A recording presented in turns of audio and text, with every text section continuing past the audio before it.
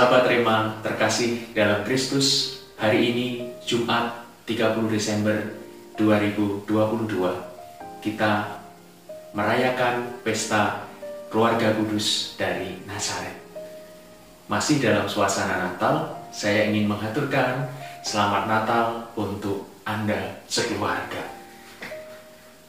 Bacaan yang akan kita renungkan diambil dari Injil Matius bab 2 dengan tema ruang keheningan. Sahabat Rema yang terkasih, keluarga kita saat ini dihadapkan dengan lebih banyak pilihan ketika kita hidup dalam dunia masa kini. Sebagai contoh, ketika saya masih kecil, rasa es krim itu terbatas, hanya coklat, vanila, stroberi, ya kadang-kadang ditambahkan ada rasa melon, ada rasa pisang, tetapi terbatas.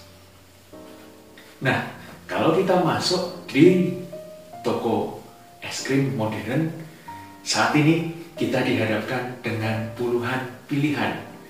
Ada coklat berbagai macam, ada yang lebih manis, ada yang ditaburi sereal tertentu, ada yang pahit, juga vanila, juga rasa-rasa lain yang diambil dari bahasa-bahasa lain selain bahasa Indonesia.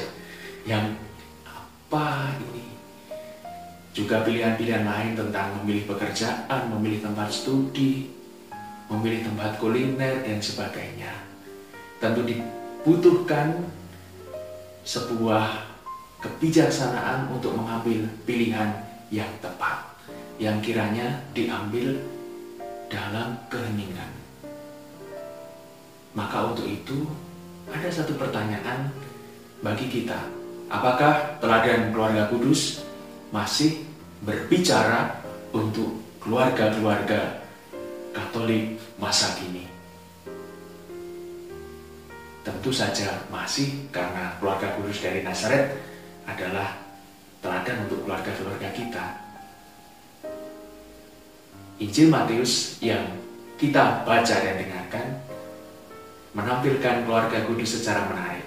Tidak salah kalau kita melihat keluarga kudus sebagai keluarga yang ideal, keluarga yang suci, yang dekat dengan Tuhan. Tidak salah. Tetapi Injil Matius menampilkan keluarga kudus yang berada dalam tantangan kehidupan. Keluarga kudus yang berjuang.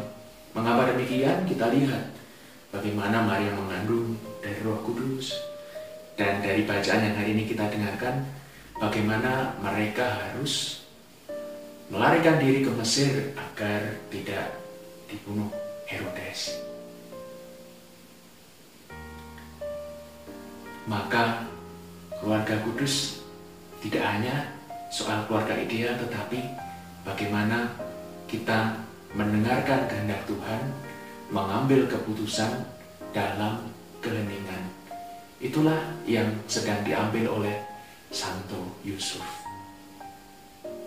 Keheningan yang dialami keluarga Nazaret, tantangan yang mereka alami, kiranya juga terjadi di keluarga kita ketika mengambil keputusan. Maka di dalam tantangan, di dalam berbagai pilihan, kiranya kita berpasrah seperti Santo Yusuf. Kita menyimpan dalam hati dan berdoa dalam hati seperti Bunda Maria, dan tentu saja seperti Tuhan Yesus yang taat pada kehendak Bapa sampai wafat bagi kita.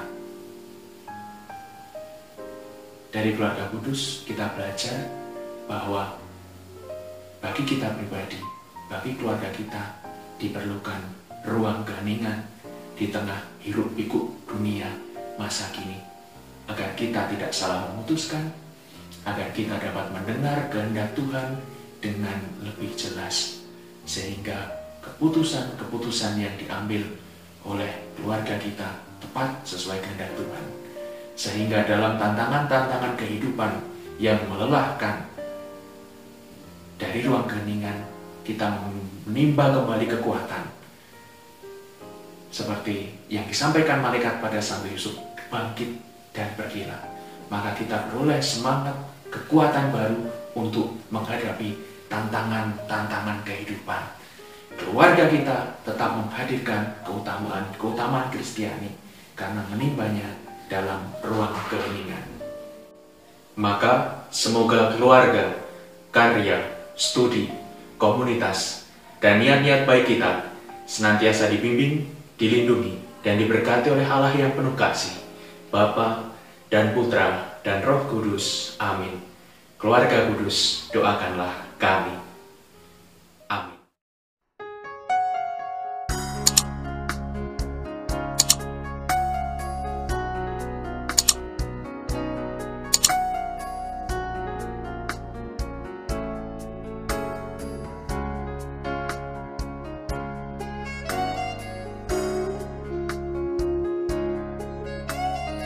Sahabat Rema, sampai jumpa dalam program berikutnya.